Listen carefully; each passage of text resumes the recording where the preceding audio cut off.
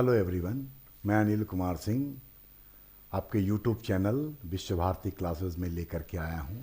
आज general science से संबंधित एमसीक्यूज जो कि आने वाले विभिन्न प्रतियोगिता परीक्षा में खास करके जेपीएससी, बीपीएससी और सिविल सर्विसेज के लिए अत्यंत ही उपयोगी होगी। आज भी 10 क्वेश्चन हैं और हर बार की भांति इस बार भी मैं पहले क्वेश्चन पढ़ूंगा, फिर उसके सारे ऑप्शन पढ़ूंगा। उसके बाद आपको जो 10 सेकंड का टाइम मिलता है वो टाइम मिलेगा और फिर ज़रूरत के हिसाब से हम उसको एक्सप्लेन करने का भी काम करेंगे। तो आप लोग तैयार हो जाइए। पिछला सेट हम जेपीएससी के लिए पेपर 2 से डाले थे, उम्मीद है आप लोगों ने देखा होगा। अगर नहीं देखा है तो प्लीज़ उसको देखिए, बड़ी ही महत्वपूर्ण प्रश्नों का संकलन उसमें है। तो खैर, आज हम लोग शुरू करते हैं अपना जनरल साइंस से संबंधित 10 क्वेश्चन का एक सेट। क्वेश्चन नंबर 1 को पहले देखिए। प्रोड्यूसर गैस किसका मिश्रण है? क्वेश्चन आपको अंग्रेजी में भी लिखा हुआ है। Producer gas is a mixture of what?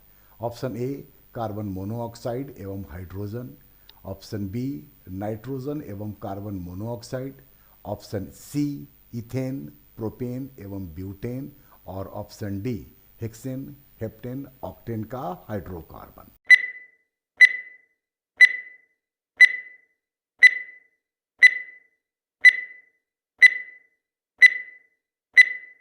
इसका सही उत्तर है ऑप्शन बी नाइट्रोजन एवं कार्बन मोनोऑक्साइड।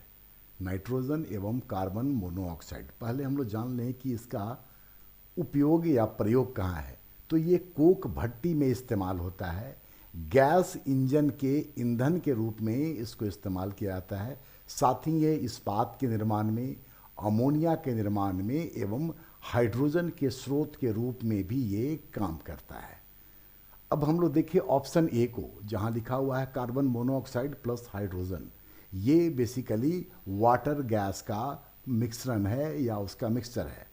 ऑप्शन सी को देखें, ये मिश्रण है आपको पेट्रोलियम गैस का, और इसमें ब्यूटेन जो है ये इसका मेन कंपोनेंट है। और ब्यूटेन जो है वो आसानी से जलता है और उच्च ऊष्मा देने वाला काम करता है। उच्च दाब पर जो ब्यूटेन है वो आसानी से द्रव्य में परिवर्तित भी हो जाता है। और जो आखिरी है हेक्सेन हेप्टेन वाला जो ऑप्शन है आपके सामने डी, ये गैसोलीन या पेट्रोल का मिक्सचर है, जिसको कि ड्राई वाष्प में इस्तेमाल करते हैं, जेट प्लेन में, और विलायक मतलब कि सॉल्वेंट के रूप में ये प्रयुक्त होता है। तो ये था आपका पहला क्वेश्चन। अब हम लोग आते हैं क्वेश्चन नंबर 2 पर। निम्नलिखित में से कौन थोरियम यूरेनियम 233 ईंधन चक्र का उपयोग करने वाला विश्व का प्रथम रिएक्टर है? ऑप्शन को देखिए हम लोग। अप्सरा ए में, बी में जर्लिना, सी में कामिनी और डी में साइरस। ये 4 ऑप्शन है आपके सामने।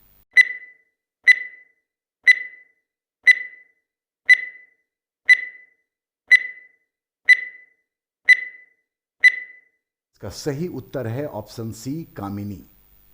सही उत्तर है कामिनी। ऑप्शन ए को देखें जिसमें लिखा हुआ है अप्सरा।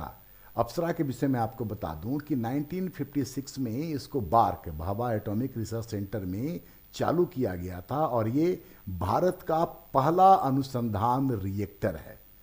जबकि जर्लिना जो ऑप्शन बी में है ये 1961 में चालू किया गया था और ये जीरो एनर्जी एक्सपेरिमेंट से संबंधित रिएक्टर है, मतलब शून्य ऊर्जा का प्रायोगिक रिएक्टर है ये।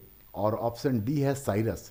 साइरस जो है ये कनाडा के सहयोग से 1960 में बार्क में ही चालू किया गया था 1960 में, और इसका उद्देश्य है रेडियो आइसोटोप्स का उत्पादन करना और उसका उपयोग और प्रशिक्षण में सहयोग देना। अब हम लोग क्वेश्चन नंबर 3 को देखते हैं। क्वेश्चन नंबर 3 है, बालों का अध्ययन क्या कहलाता है? The study of here is called what? Option है ए ट्राइकोलॉजी, बी है मायोलॉजी, सी है मिर्मेकोलॉजी और डी है फिलोलॉजी।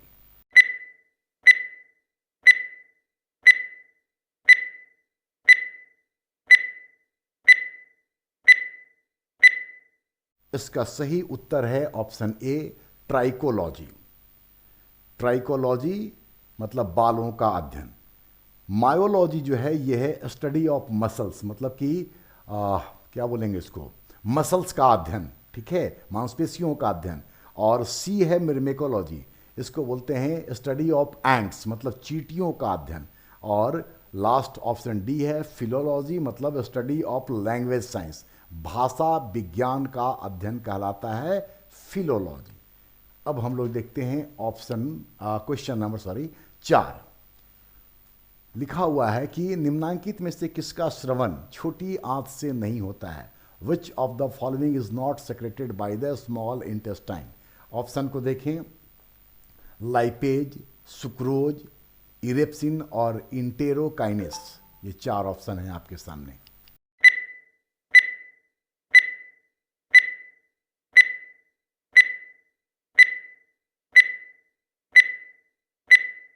तो सही उत्तर है इसका लाइपेज।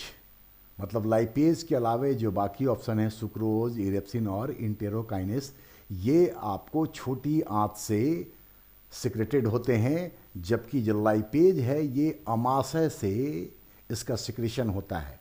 इसके अलावा आप जान लें कि अमाशय से सिक्रेटेड होने वाले और जो एंजाइम हैं वो हैं आपको रेनिन, पेप्सिन और लाइपेज, तो आपके ऑप्शन में है ही।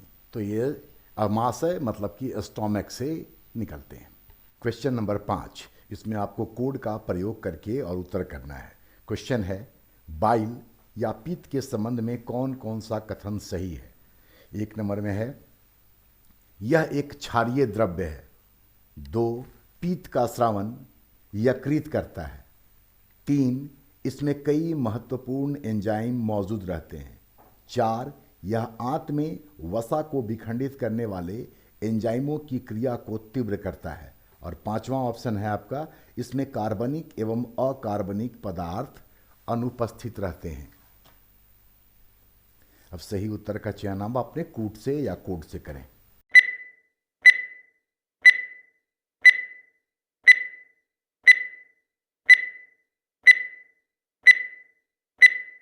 इसमें सही आंसर है सी, मतलब कि जो स्टेटमेंट है 1, 2 और 4 वो सही हैं। इसका अर्थ ये हुआ कि जो 3 नंबर पे लिखा हुआ है कि इसमें कई महत्वपूर्ण एंजाइम मौजूद रहते हैं, ये गलत है, क्योंकि बाइल में किसी प्रकार का कोई एंजाइम नहीं होता है। और 5वां में लिखा हुआ है कि इसमें कार्बनिक एवं अकार्बनिक पदार्थ अनुपस्थित रहते हैं, लेकिन इसमें कार्बनिक और अकार्बनिक पदार्थों के साथ साथ जल और पीतवर्णक मतलब कि बाइल पिगमेंट भी मौजूद होते हैं। तो सही उत्तर है सी। अब हम लोग क्वेश्चन नंबर 6 को देखें। निम्नलिखित में से किस बीमारी को मंगोलिज्म भी कहा जाता है। Which of the following disease is called mongolism. Option A है कलर ब्लाइंडनेस, बी है डाउन सिंड्रोम, सी है पटाउज सिंड्रोम और डी है टर्नर्स सिंड्रोम।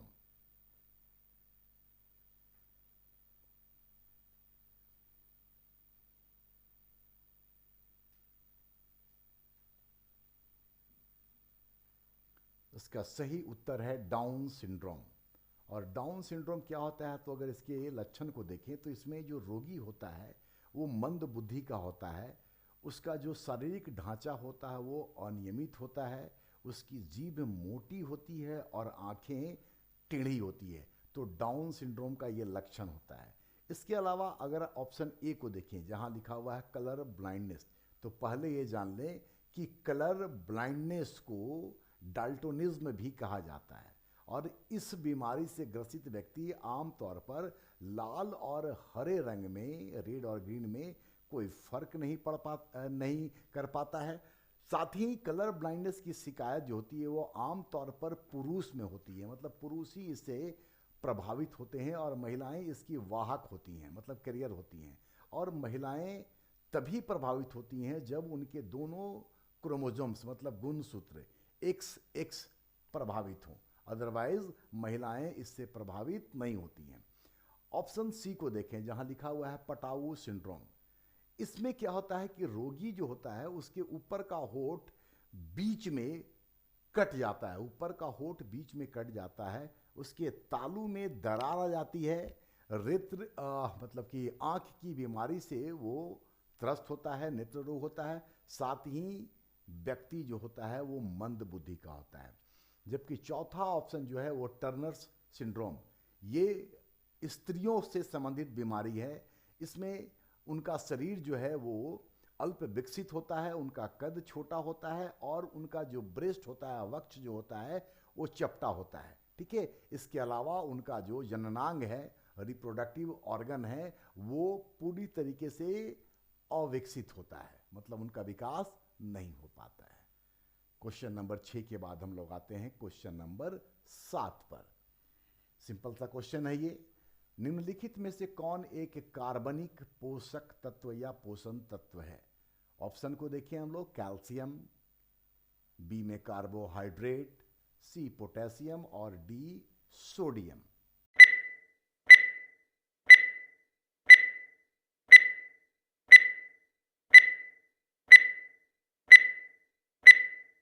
इसका सही उत्तर है बी, कार्बोहाइड्रेट्स।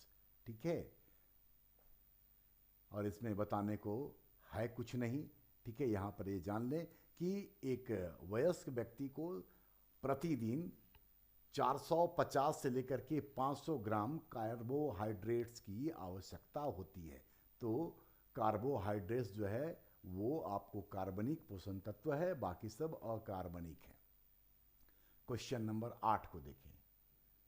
पृष्ठ तनाव के संबंध में कौन सा एक कथन गलत है? पृष्ठ तनाव मतलब सरफेस टेंशन। ऑप्शन ए, तापमान बढ़ाने से पृष्ठ तनाव घटता है। बी, पृष्ठ तनाव का कारण ससंजक बलों का होना है। नंबर सी, तेल, ग्रीस आदि पृष्ठ तनाव बढ़ाते हैं। और ऑप्शन डी, उपरोक्त सभी बातें सही हैं।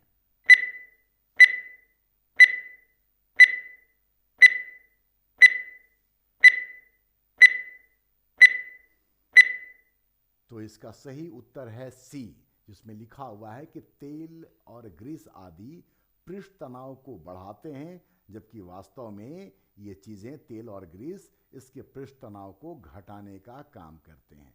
तो इसका सही उत्तर है सी। पृष्ठ तनाव के उदाहरण दैनिक जीवन में कई सारे देखते हैं, जैसे कि उसका सबसे जो बेहतरीन उदाहरण है वो ये है कि वर्षा का जल का बूंदों में कन्वर्ट होकर के ज़मीन पर आना। इसी तरीके से जो कंचे होते हैं, ठीक है, उसका निर्माण भी पृष्ठ तनाव विधि के द्वारा ही होता है। और भी कई सारे उदाहरण हैं इसके। खैर, अब आते हैं हम लोग क्वेश्चन नंबर 9 पर। क्वेश्चन नंबर 9 को देखें। वायु दाब मापी मतलब बैरोमीटर में पारे का अचानक गिरना क्या संकेत देता है? ऑप्शन को देखें। स्वच्छ मौसम का, ऑप्शन बी है आंधी या वर्षा का, सी है बिजली कड़कने का, और डी में है ए और सी दोनों की अनोखी घटना का।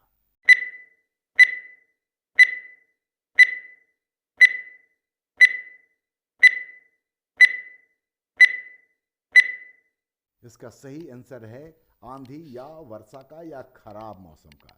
ठीक है, बाकी का इससे सीधे कोई संबंध नहीं है।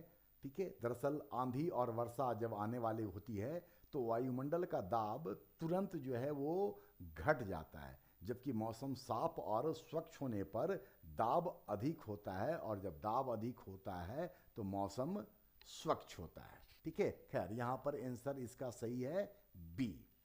अब आते हैं इस सेट के आखिरी प्रश्न पर, और आखिरी प्रश्न है, हाइड्रोजन बम का निर्माण किस सिद्धांत पर होता है? ऑप्शन है आपके। नाभिकीय विखंडन मतलब कि न्यूक्लियर फ्यूजन, ऑप्शन बी है नाभिकीय संलयन न्यूक्लियर फ्यूजन, उसके बाद सी है उपरोक्त दोनों का प्रयोग होता है, और डी में है पहले विखंडन का और फिर संलयन का प्रयोग होता है।